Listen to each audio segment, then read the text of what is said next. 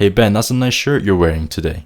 Thank you. Yeah, it's a retro 1999 Man United top, obviously from our treble winning season.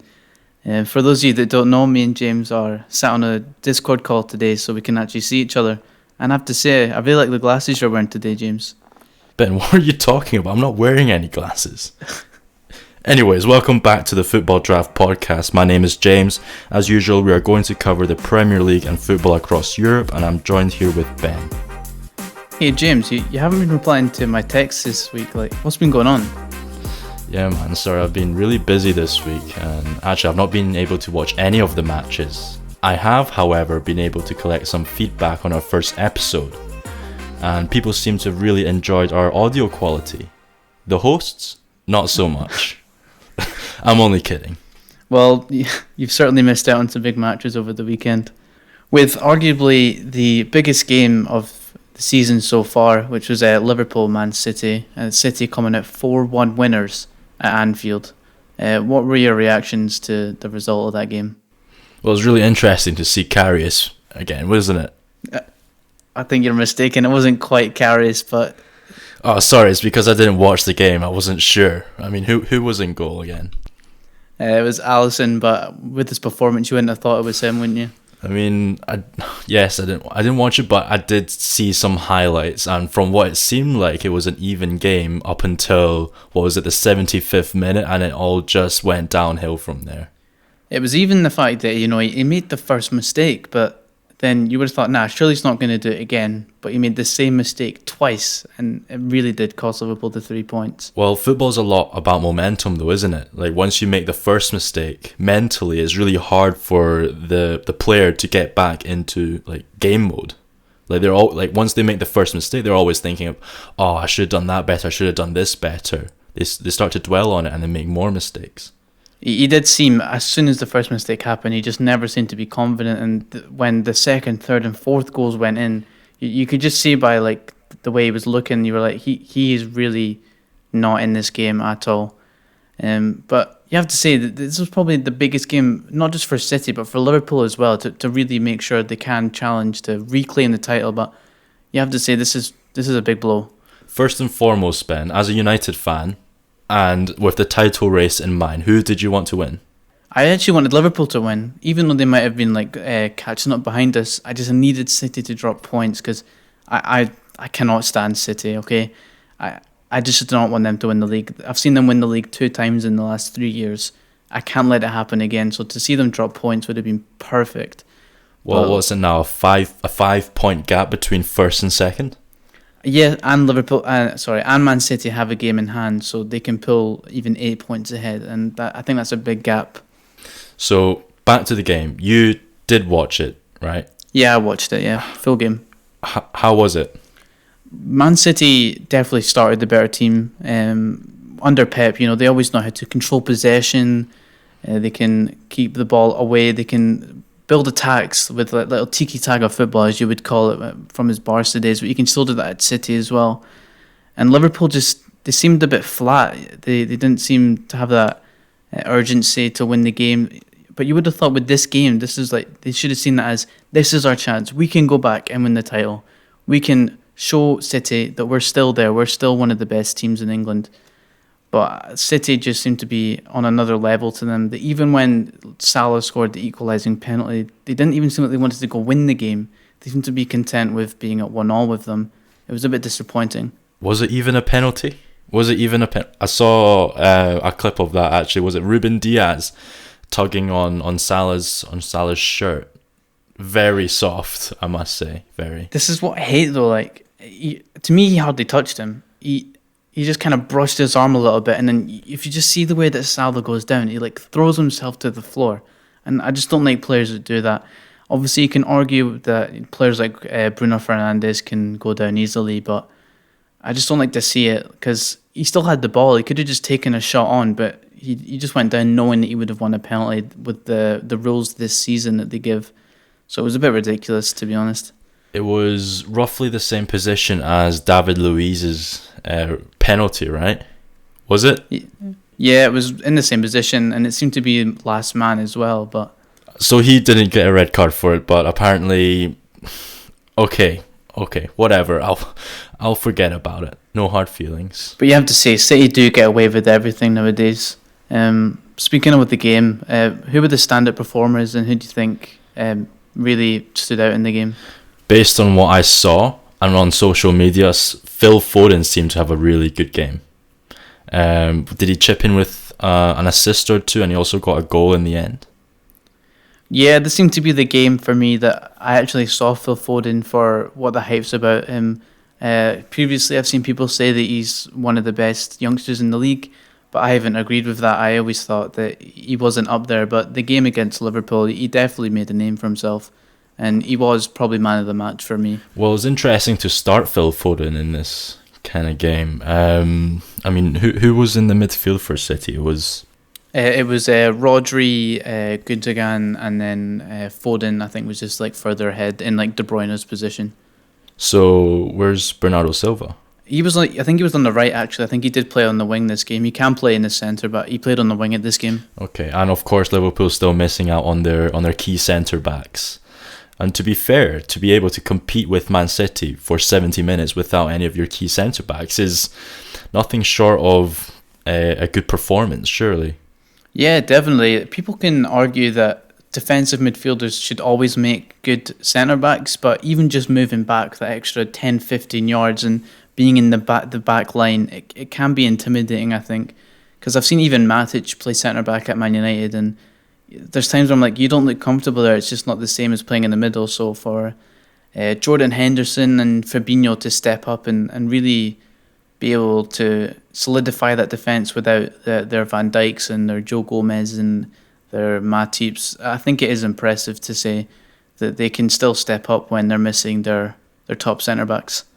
I mean, it's interesting that you say it's uncomfortable watching centre defensive midfielders play centre-back. But in some other cases, it's also uncomfortable watching centre-backs play centre-back, like Harry Maguire. Well, I think that's a wrong call for... it's just the price tag that's putting people off him. I think he's... I'm only kidding, Ben. Anyway, back to the game. Liverpool versus Man City. How does this affect the title race potential for all three clubs? I would say this game probably... You'd argue Liverpool could be out of reach. I think they're 7 or 8 points off City now, with City having a game in hand. So I think City could go 10 points clear of Liverpool, and still with their defensive injuries. Even though, as we said, Jordan Henderson and Fabinho can step up, I still feel they're going to be short of confidence and short of stability. But whereas United, they have had subpar performances recently, but I still think they're going to be in with a shout. I think they have enough to still push City. That moves on nicely onto the United-Everton game, a game where they should have capitalised on all 3 points, especially when their two main title contenders dropped points that weekend, or this week, right? I mean, what was it, a 95th minute equaliser from Dominic Calvert-Lewin? When we talk about Alisson doing mistakes, 3 mistakes in the game. Look at De Gea. I mean, what's going on there? You look at who else was at fault in the United game, would you say?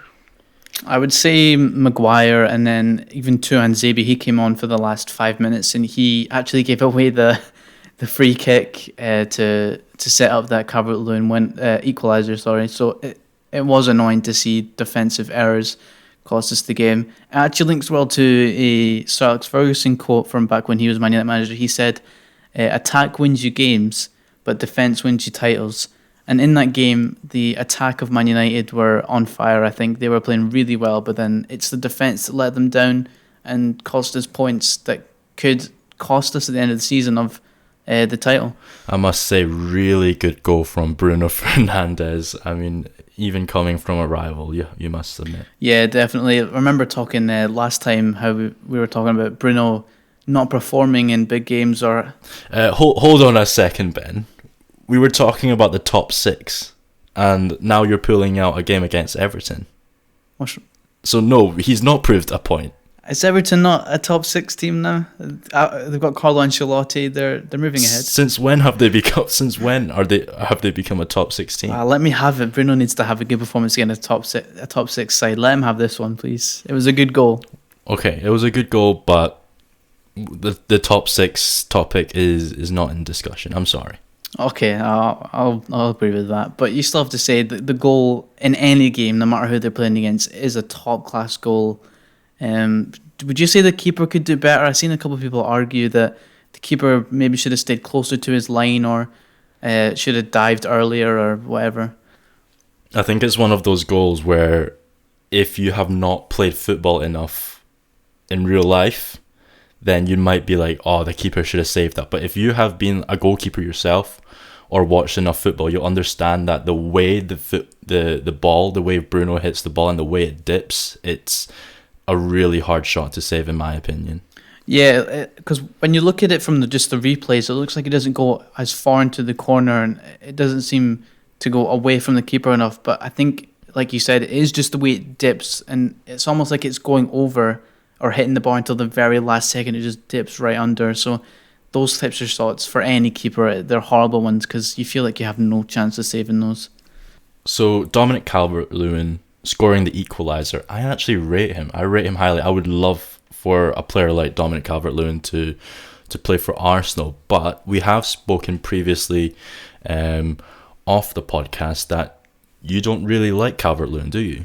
No, I don't see him as being like a proper number 9 or someone that I would have up front in my team, because I don't feel like you can rely on him enough. Obviously, he scored an equalising goal against Man United, so you can say he can affect big games. But looking at his record this season, he scores a lot of goals, but they come and go like in little spells. He doesn't really seem to be consistent enough. He has a good spell at the start of the season, goes off a bit. Good spell middle of the season, goes off a bit, and then at the end of the season he might score a few more goals. But for me, he just doesn't seem to be consistent enough.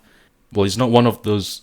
He's not one of those players that are going to come in deep, take the ball, and drive through 3, 4, 5 defenders.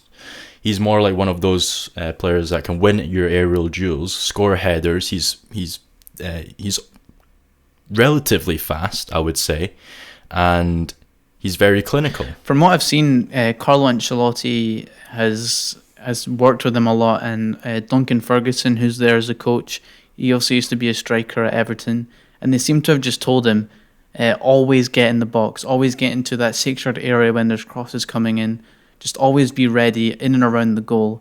And it seems to have paid off for him in the whole, because even looking back 18 months ago, he wasn't, you wouldn't say he was a good striker, you wouldn't say he was a good goal scorer, but ever since Ancelotti's come in, he seems to have hit the ground running a bit, and he's finding a bit of goal scoring form in some parts of the season.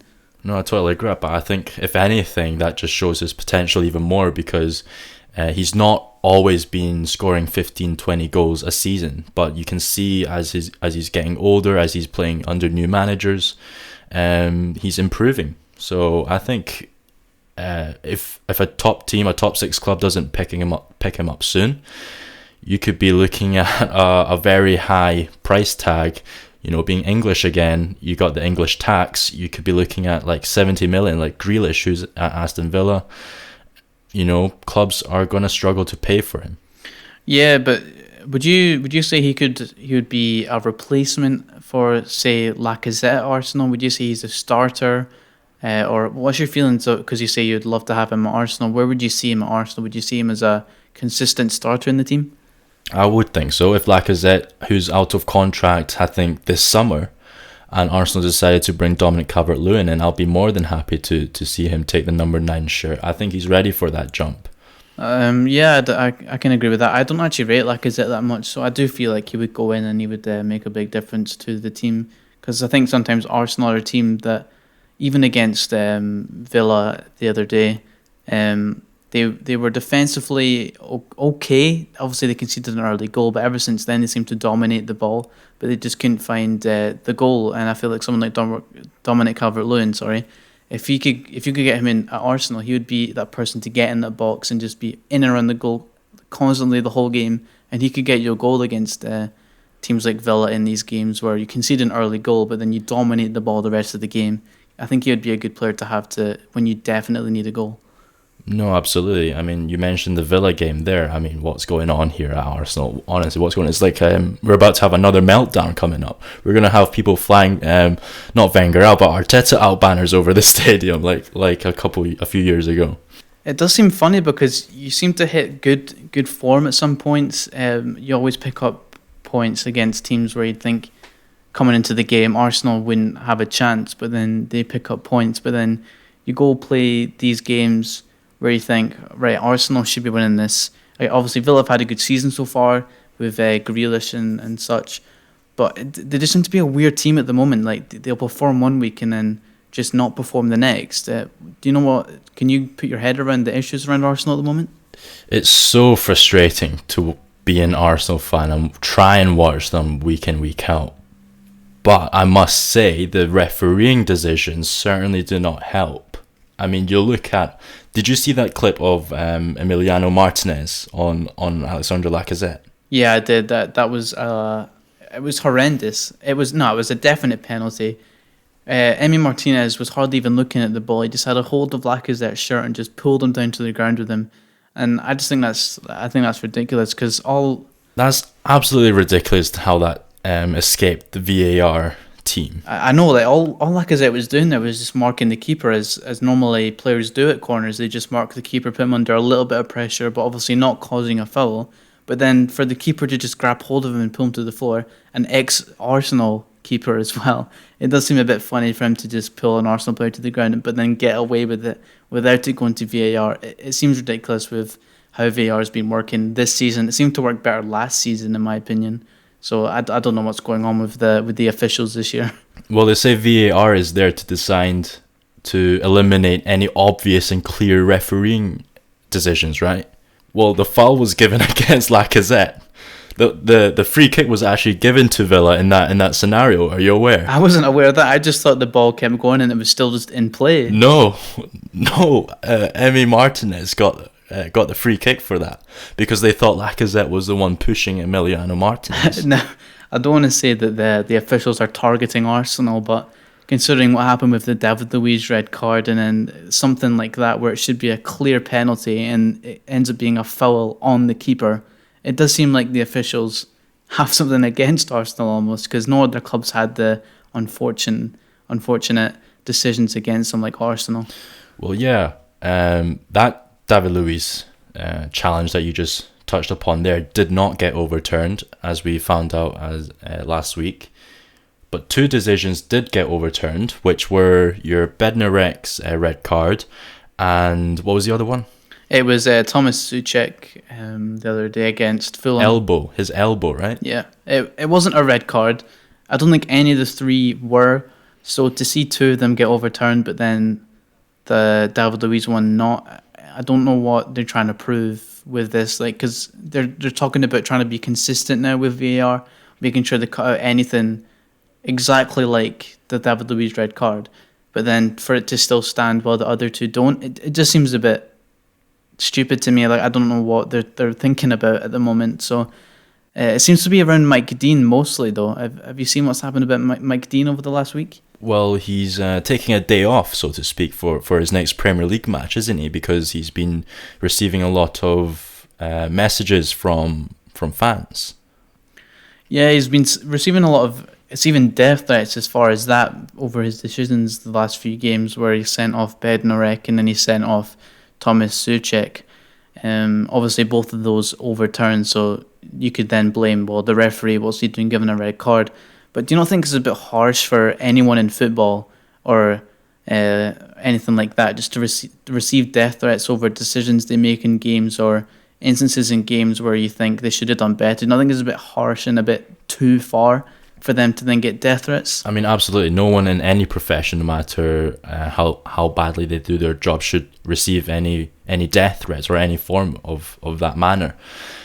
But on the other hand, you must say Mike Dean, who has been refereeing the Premier League for years now, it's about time where he's having to take some responsibility for some of the extremely poor decisions that he's making on the pitch.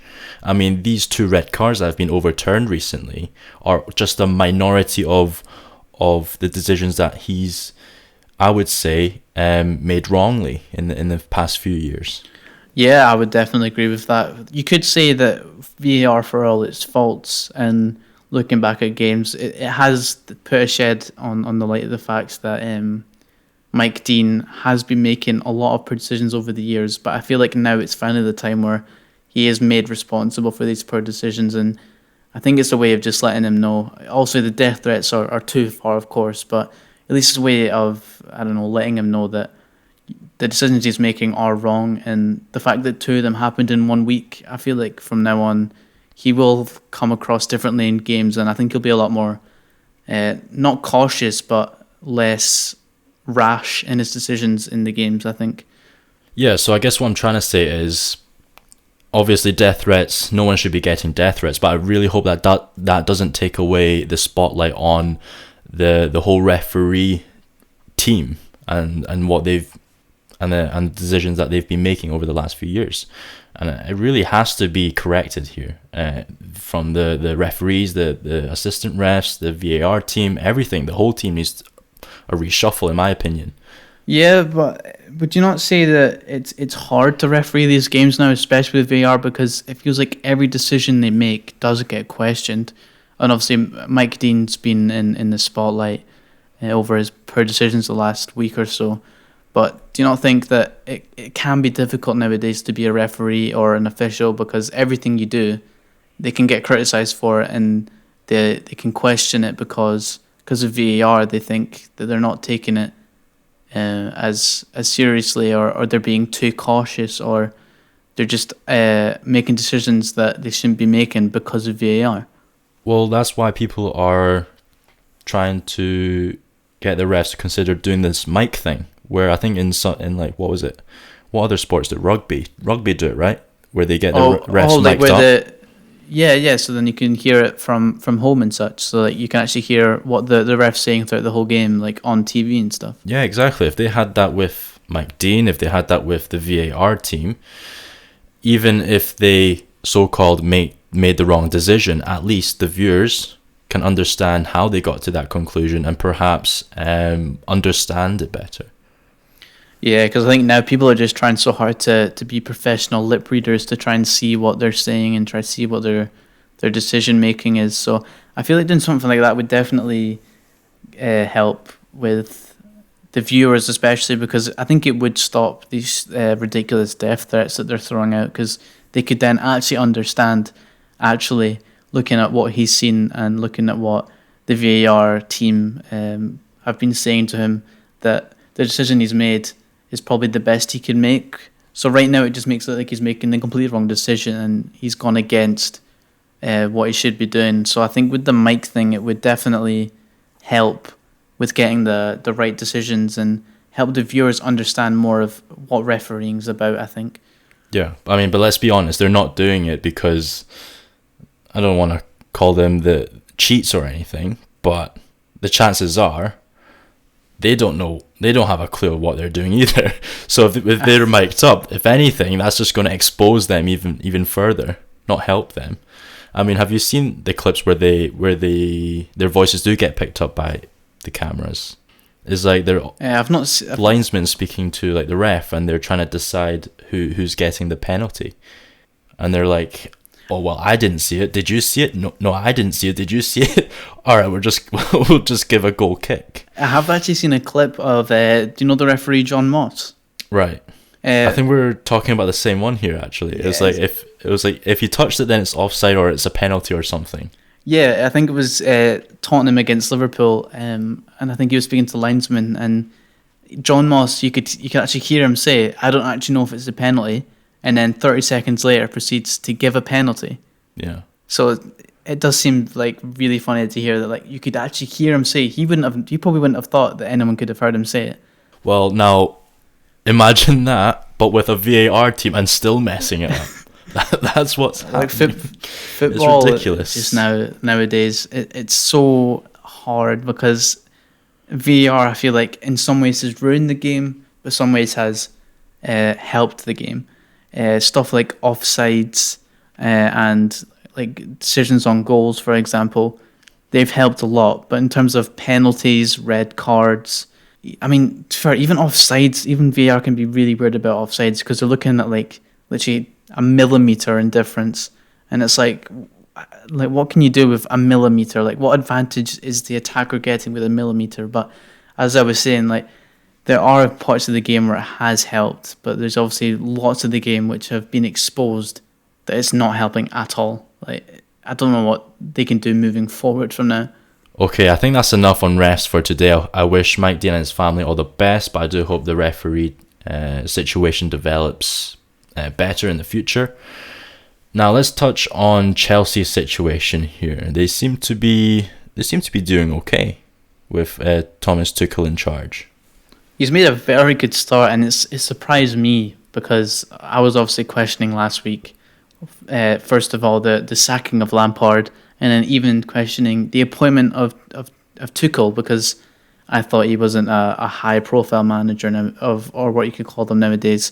So I did think that he wasn't going to really work, but the start they've made is actually quite impressive considering the way that they ended things with Lampard.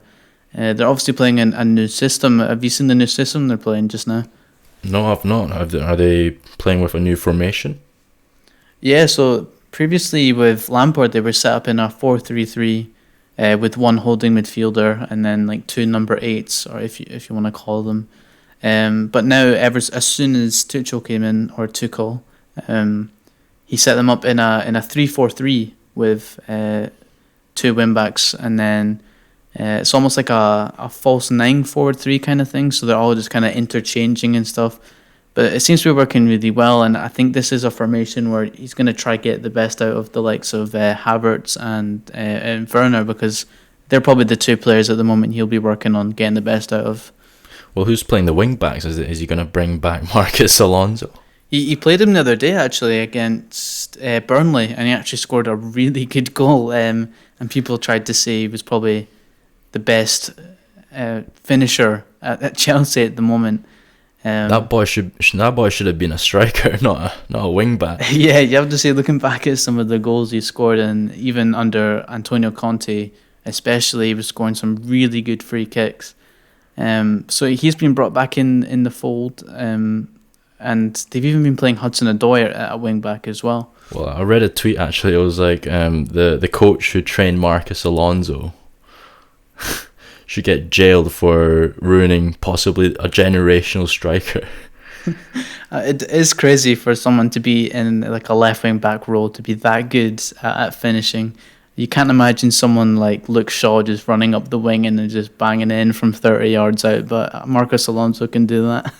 The thing is, a lot of his goals aren't just like wonders or shots or goals that just take one shot. Like, he gets in the right positions to be there. Yeah, the goal against Burnley, actually, the one I just touched upon, he made a really good run into the box. He took it really well on his chest, and it was a shot, like a volley on the turn, right into the roof of the net, and it was like a natural striker's finish. And you just wouldn't have thought, if you asked someone that didn't watch football what position he played, they probably would have said striker or something, because he didn't look like a left wing back when he scored that.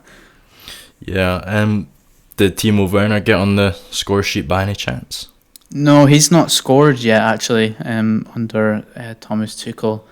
But Thomas Tuchel said he's confident that his goal drought will end. I can't remember how long it's been since he last scored, but he is thinking that he's going to score soon. I remember this rumour of Timo Werner when he was on the verge of joining Liverpool. I don't know if it's true or not, but people were saying that he has this phobia of like loud noises. Do you remember that? I actually remember that, and people were trying to make jokes about he'd have no issues like joining Man City or something because of how quiet the Etihad is, because of like empty had and all the jokes that go around with that. So I did see about that.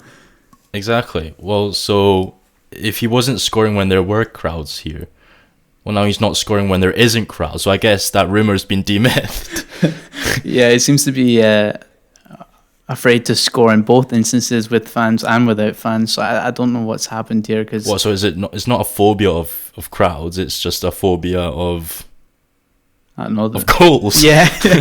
Yeah. I mean, if you look at when he was at Leipzig, he was scoring all the time. I don't know if he's German himself, so maybe he just can't score outside of Germany or something. I don't know what's wrong with him now. I mean, you look at Luka Jovic, who was he played for? Was it Frankfurt? Yeah, he was at Frankfurt, Eintracht Frankfurt, and then he moved to Real Madrid and did nothing there, and then went straight back to Frankfurt and did not score like a hat-trick in his first game back. Possibly, I don't know, but I mean, I hope it turns out well for Werner. No, I really could not care.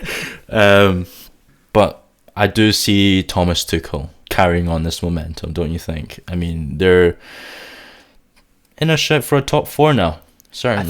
I think they're only 2 points behind Liverpool now, actually. With Liverpool losing yesterday and then they lost to Brighton in midweek. I think they've now dropped to the point where Chelsea are only 2 points behind them. So Chelsea can actually make top 4 this season for sure if they keep carrying on like the way they are under Thomas Tuchel. Yeah, for sure.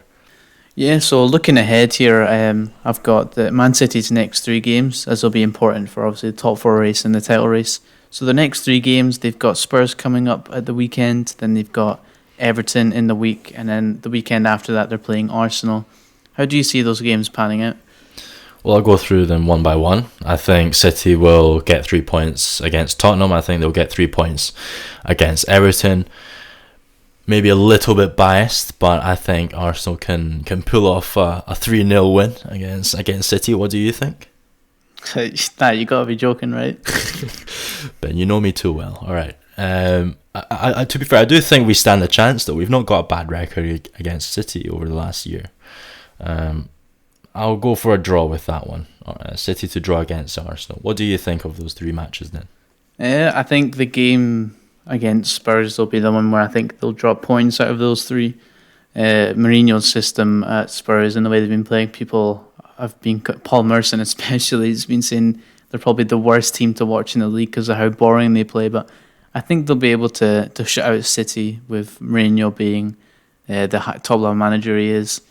But I feel like they'll beat Everton and Arsenal because I don't think Everton have enough yet to be competing against Man City. And then Arsenal's inconsistency and their unsure season that they're having, I think that they'll get beat again. Speaking of which, like, what do you think about Arsenal now for the rest of the season?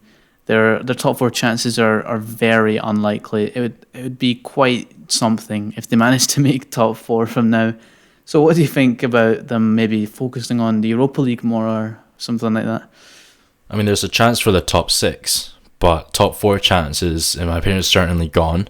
There's no doubts about that. So if I were Arteta right now, I'd definitely put all my eggs into the Europa League basket for sure. Yeah, it seems to be your only way that's actually possible to get Champions League next season, and I feel like that's crucial for a team like Arsenal who, under Wenger, they managed to finish top 4. Did they not go like it was not like 20 seasons in a row or something they made top 4 with Wenger or something like that? So making Champions League football is something that's always been a regular thing at Arsenal, so for them to then miss out, I think it'll be a huge blow for them. So do you think that they should do this to continue this impressive record of making the Champions League basically every season? I mean, yeah, but winning the Europa League isn't an easy feat. We reached the Europa League final with Unai Emery and got, done under by Chelsea 4-1. I think we stand a chance, but I mean, looking at it game by game, we've got a tough one against Benfica coming up. What are your thoughts? Yeah, I think this season is probably the toughest I think the Europa League will be. There's so many good teams that are probably Champions League level. I'm pretty sure there's the 2 Milan teams are now in the Europa League, which surprised me because they're now sitting at the top of Serie A, for example.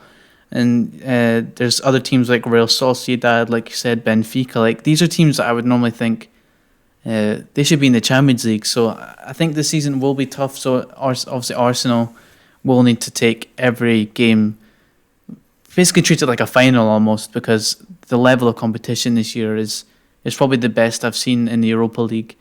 Because I think that there's teams like Man United are still in it, Tottenham are still in it, Leicester. You've obviously got, like I said, Real Sociedad, Benfica, the 2 Milan clubs. So there is a huge amount of competition this season. So I think it'll be a massive challenge, but a big opportunity for Arsenal, I think, to go on and try reach the latter stages of the Europa League. Yeah, similar to what you said, it'll be very tough to win a Europa League this year, but I still do think we have a better chance of that than to get into the top four in the Premier League, which says it all really. But I think that's us covered everything this week. Is there anything that you'd like to add? I think we've covered everything for this week, but I think next week when we come back, we'll be able to speak more in depth about European football, especially the Champions League, since it returns next Tuesday. So yeah, I mean, for us, we'll be tuning on the Thursdays. Anyways, that's all from us today on the Football Draft podcast. You've been joined today by James and Ben. As always, you can find us on Spotify, YouTube and iTunes, and remember to look out for episodes every Wednesday. You heard him. Feel free to leave any feedback on our second episode. Like, share, subscribe or follow if you're on Spotify, and see you guys later. See you next time.